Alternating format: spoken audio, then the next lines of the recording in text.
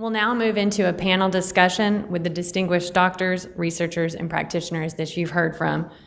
To lead this panel, I'd like to welcome Dr. Alan Lumsden to moderate. Dr. Lumsden is the chairman and professor at the DeBakey Department of Cardiovascular Surgery and serves as medical director of the Houston Methodist DeBakey Heart and Vascular Center. In the last 10 minutes of this panel, we'll open it up for questions from the audience. Thank you. Well, thank you very much. I'd like to invite the panelists to come up while I make a few remarks. Again, the link between Houston Methodist leading medicine and Texan by nature is yet another force of nature, and that force of nature in these parts is referred to as Hurricane Cynthia Pickett Stevenson. So thank you again.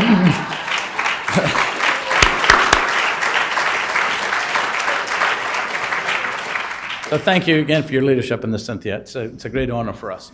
So I'm a surgeon, and so as a surgeon, you see things, you cut things out, you join tubes together, sometimes take valves out and put them back in. It's a very concrete way of thinking. And so the idea that I'd be up here talking about something that's a little bit more abstract is a little bit challenging and intimidating for me, quite honestly. And I go back to, as a medical student, I was always going to be a surgeon, and we had to go on a psychiatry rotation. It's why the people who put these curriculums together give you what you need, not what you think you need.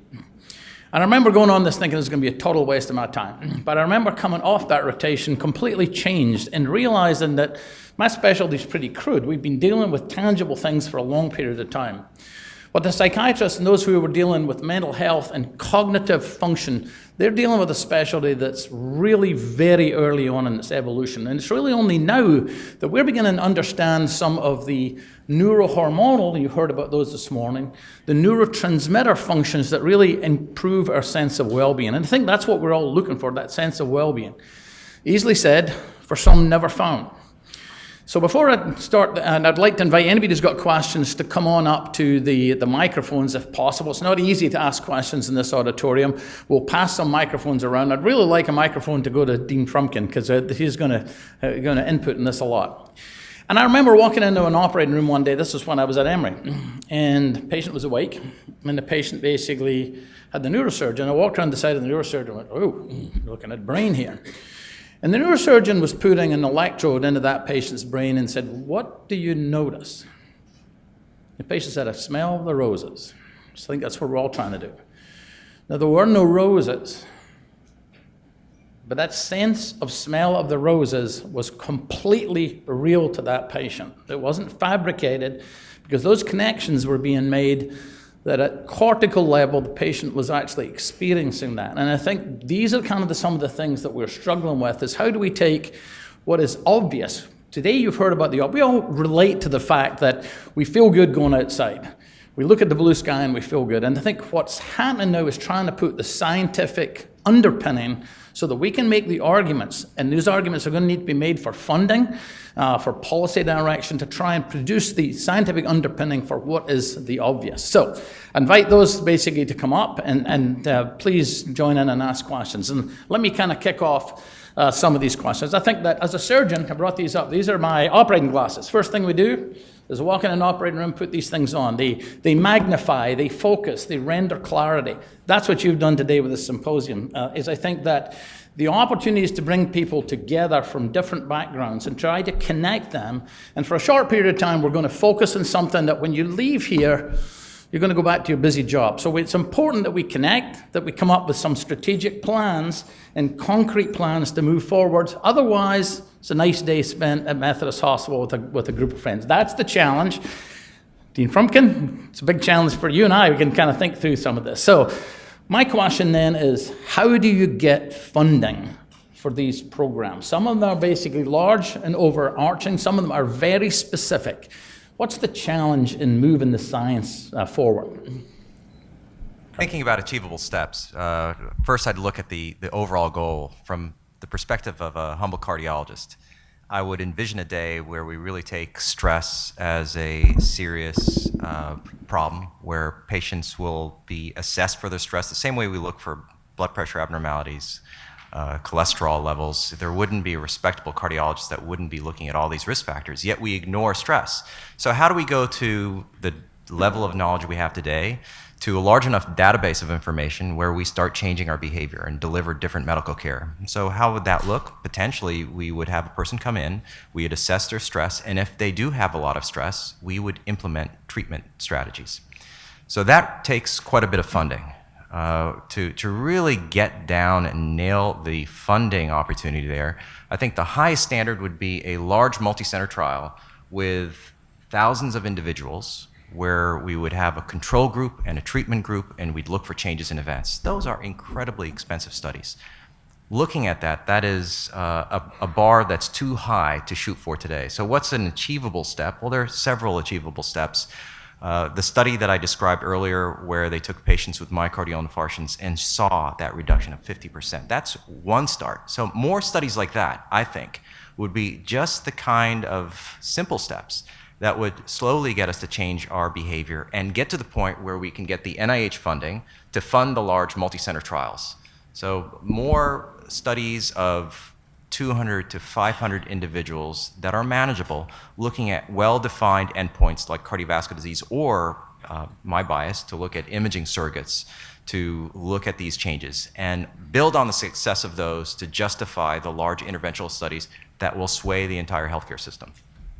Colonel Jarvis, you have a comment? So there's a large number of granting mechanisms specific to look at post-traumatic stress injuries, for example. And if you have the right buzzwords in the study proposals, and you have the track record, and you have to aim small, miss small, as you just said, you pick up the small studies first.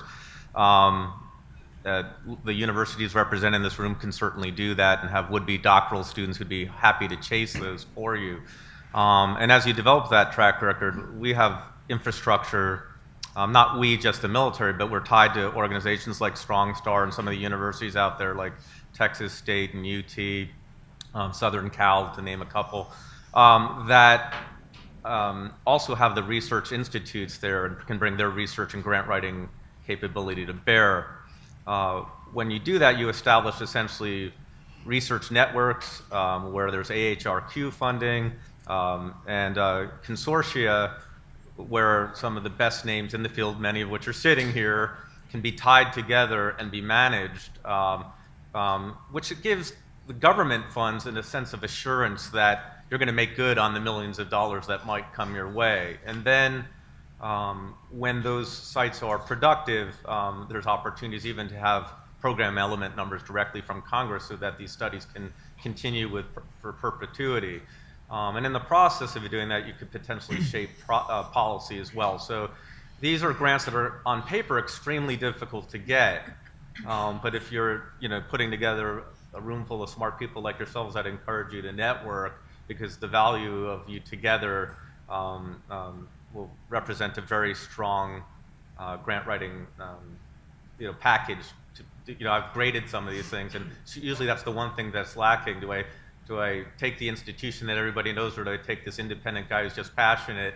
And sometimes the independent guy is really the best one with the newest, freshest idea, but you wonder, can that small group really manage all of this? But when you tie that passion to that passionate individual to a consortium, a lot of great things can happen. And then finally, just sitting around the dinner table last night, when I saw the interdisciplinary interaction, it makes you think about the issues we all talk about in our stovepipes.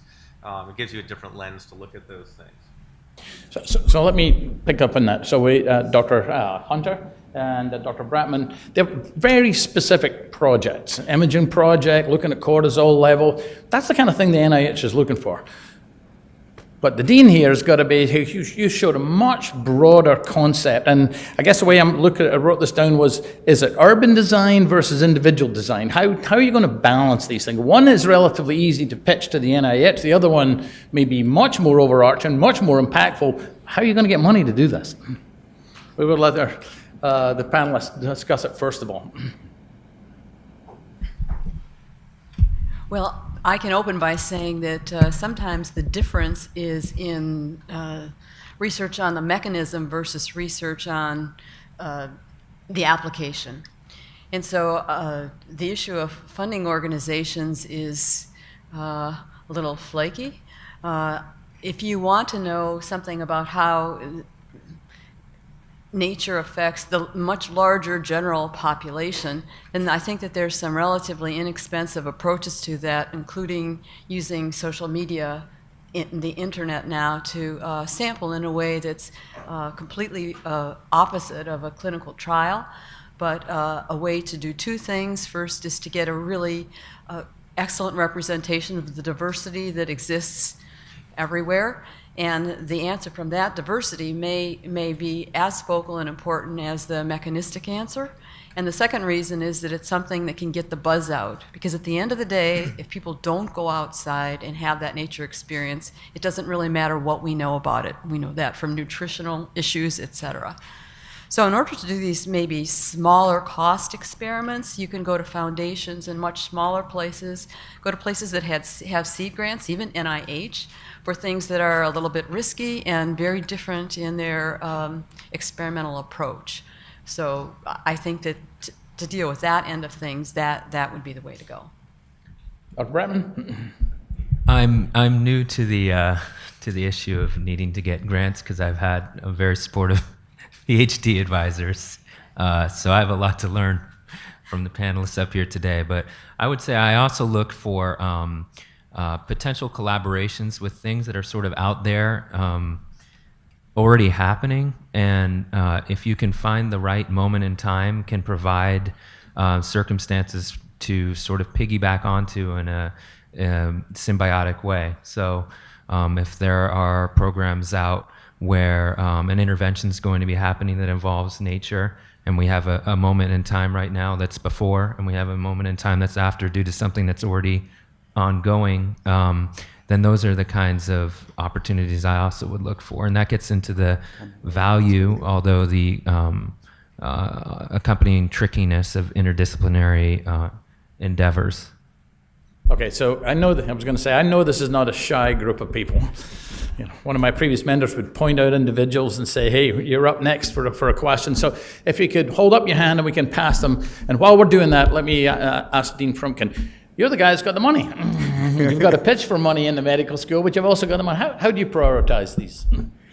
Dr. Lumsden, that's the first thing you've ever said that I have to disagree with. You're talking to a guy that works for a state university and you think I have money. I want to make a comment about silos. We have a siloed world. So we have the NIH, which several of the panelists have mentioned, which is our biomedical research funder, and we have the National Science Foundation, which funds everything that's not biomedical, and never the twain shall meet. Within the NIH, we have different institutes and centers that are defined by organ systems. So if you can map your research question to a kidney or a lung or a heart, it fits right in. But if it's a cross-cutting research question, it's a little tougher.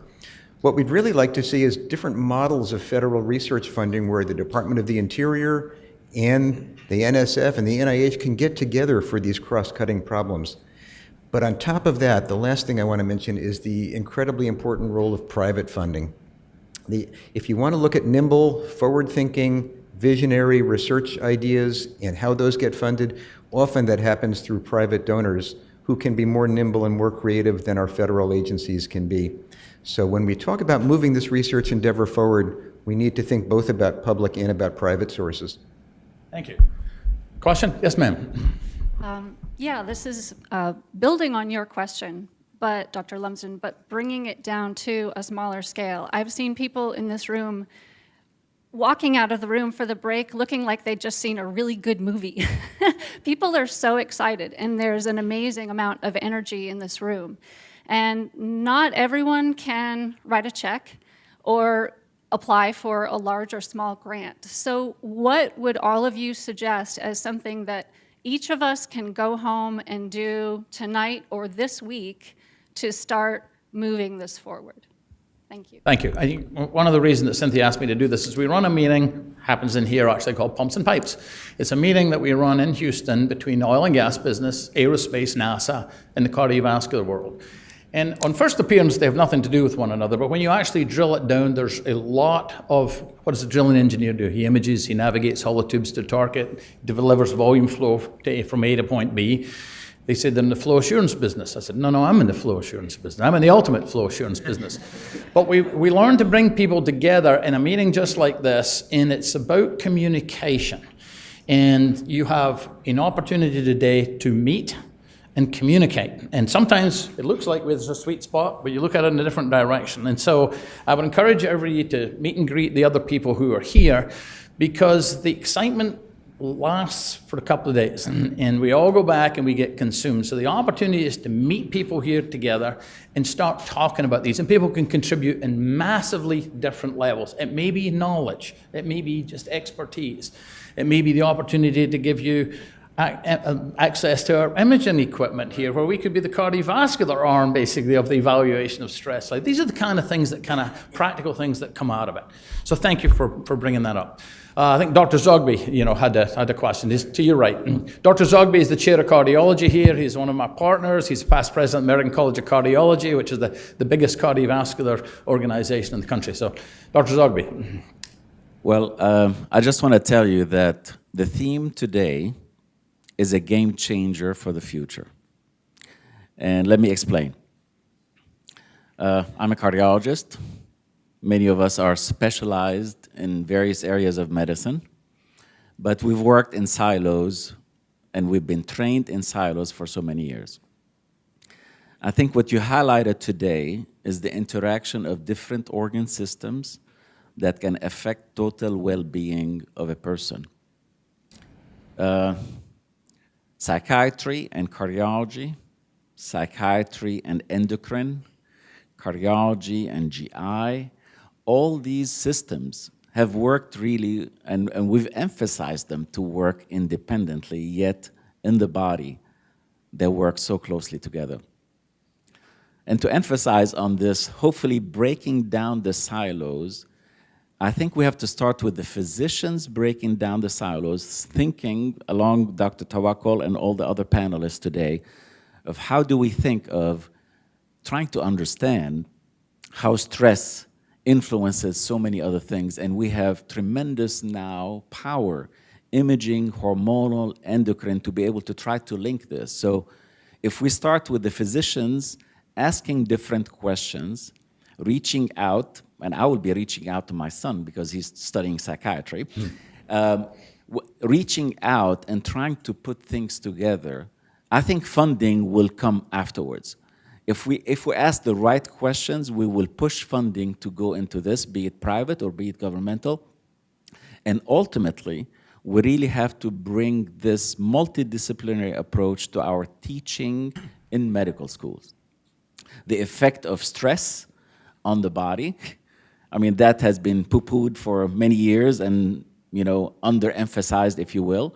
But if you see what Dr. Tawakkol has shown us as of late, and not a small study, 500 or so patients, that reducing stress by either going through nature or so many other means, yoga, meditation, whatever it is that, touches you, if you could reduce incidence of either recurrent heart attack or other major by 50%, there is no drug nowadays that can do that.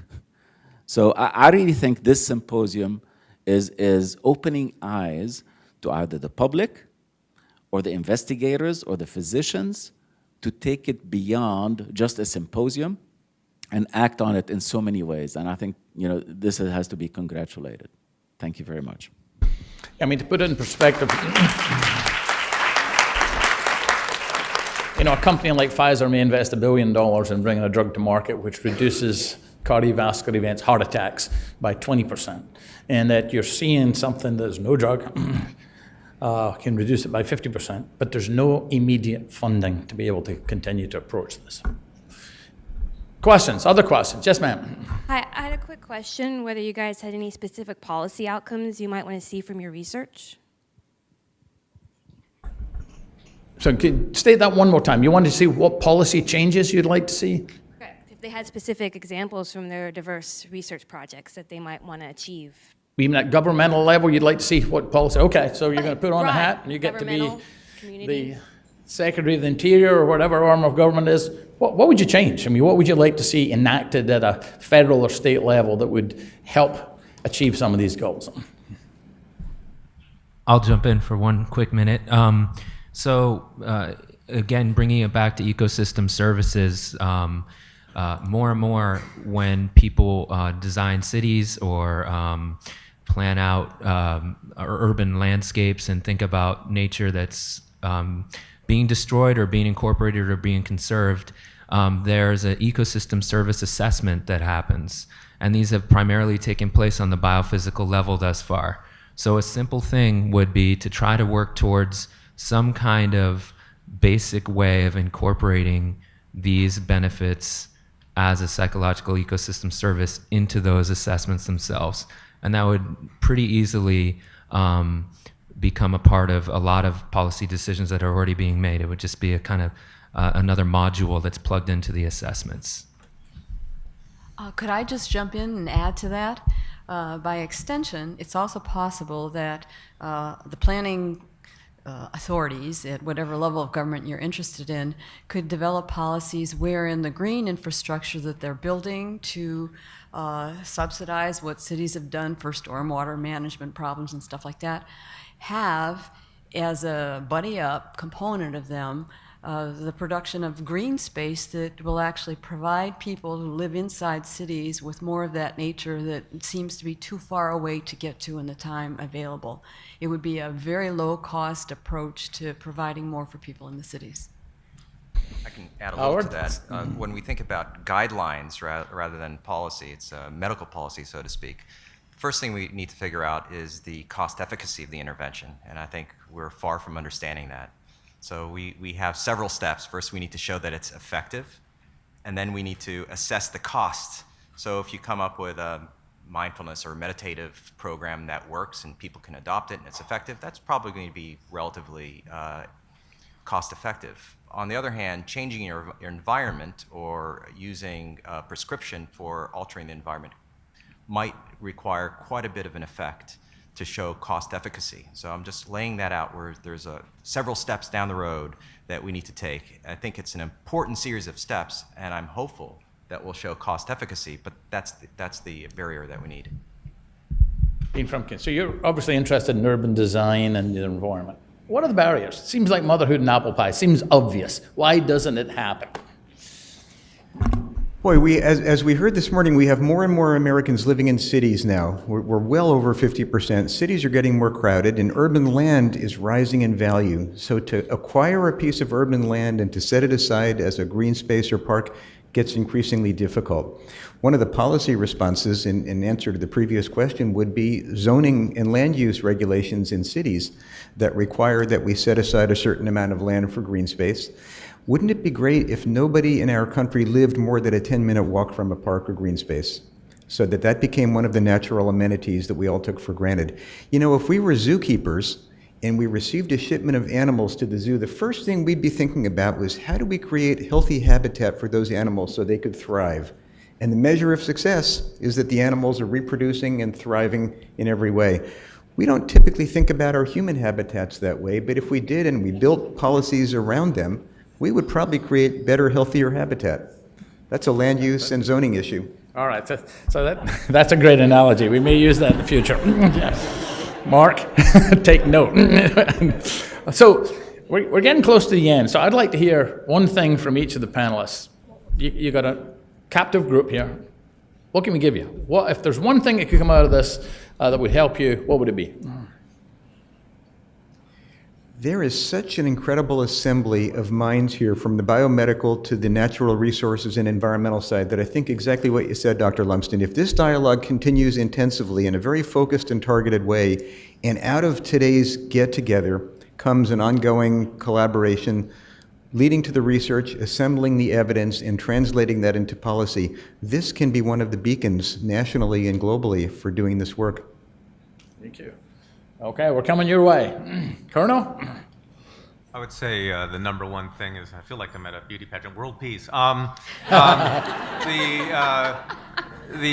say stigma reduction is a huge component of this. We didn't really get a chance to talk about that, but if the medical community embraced complementary and alternative ways of healing to include what is our God-given environment around us, I think that would go a long way if there was a less institutionalized way of intervention, especially in my community, we've pushed mental health to the consumer. But I think we can go beyond that. Young veterans organizations like IAVA don't want to sit around a hall and drink and participate in what Daniele calls the conspiracy of silence. They want to get out, they want to be functional, they want to reintegrate, and they don't want to be seen going out there for that purpose. So I think that's something that can be gained from this process as well. Okay, Dr. Brightman.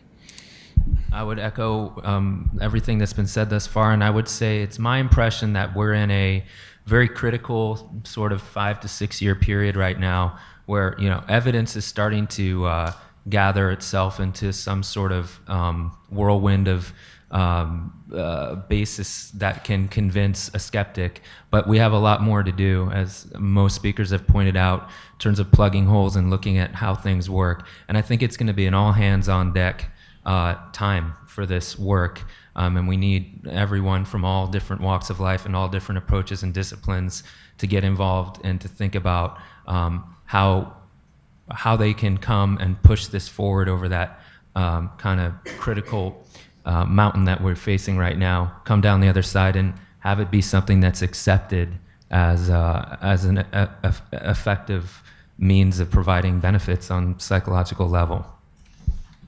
Dr. Hunter.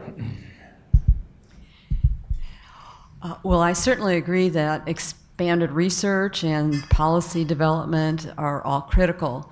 But at the end of the day, you end up with a single person that has to make the decision to spend a little bit of time outside or not.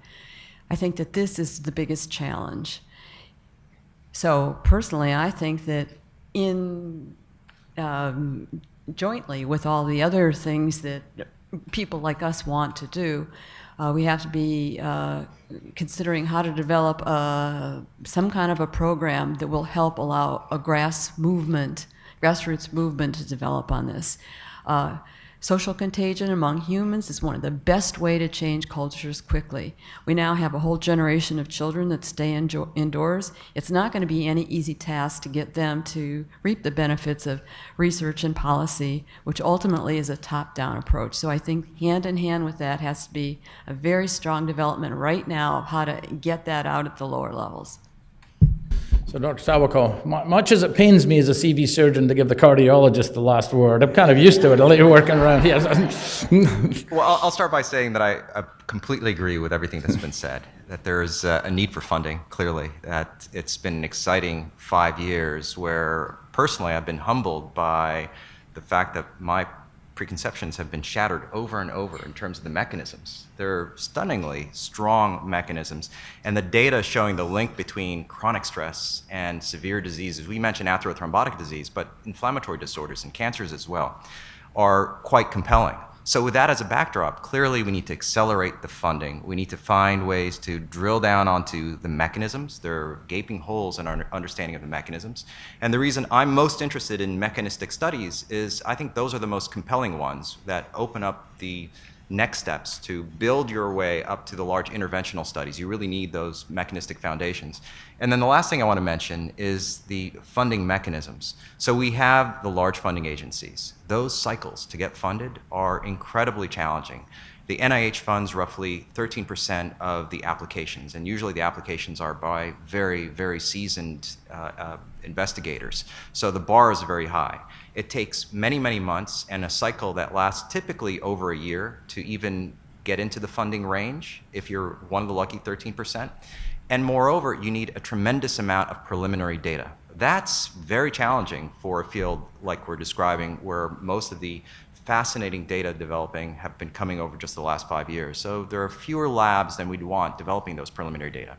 Then you have the pharmaceutical industry. There's no way they're going to be involved in this to any great degree, which really leaves us with private funding. And there's a model that we see over and over where the exciting, nimble studies that start off in laying the foundation for these large NIH-funded trials start off with the private funding. So that is where I see this sweet spot and the incredible need, and you tie that with what I believe is something that might really change health substantially. I think it's an important sweet spot to consider. Thank you. Can I give the last word to Dean Frumkin? I mean, I was very impressed with your presentation. We always said at Pumps and Fights, show a picture, tell a story when you're trying to communicate with people, and I think you did that par excellence. So perhaps I can ask you to just summarize with a message to the audience.